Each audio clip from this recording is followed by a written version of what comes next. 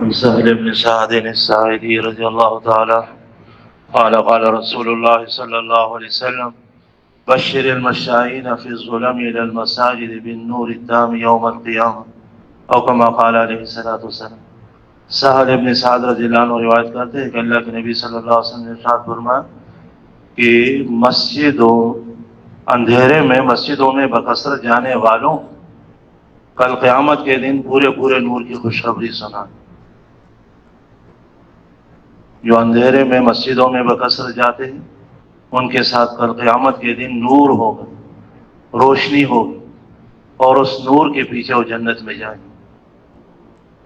تو مسجدوں میں آنے والا یہ اللہ کا مہمان بنتا ہے، جب بھی آتا ہے، کلما غدا اور راح، دن کو آتا ہے یا رات کو آتا ہے، وہ اللہ کا مہمان بنتا ہے اور اللہ اس کی مہمانی کرتا ہے۔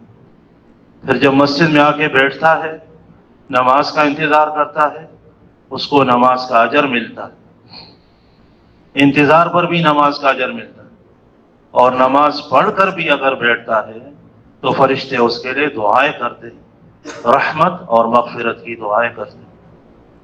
مسجدوں کو آباد کرنے والے اللہ کے پڑوسی ہیں، مسجدوں سے محبت کرنے والے ان سے اللہ محبت کرتے ہیں، اور جو مسجدوں کو آباد کرتا ہے اللہ ان کے گھروں کو آباد کرتا ہے۔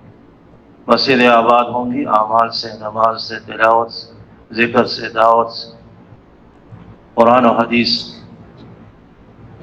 تو مسجد میں بکثرت آنا، جتنا وقت مسجد میں گزرے گا اتنی اس میں خیر ہے۔ تو مسجد میں آ کے بیٹھ کر ذکر کرے، تلاوت کرے، نماز کا انتظار کرے، کچھ بھی نہ کرے، پھر بھی اجر ملتا ہے۔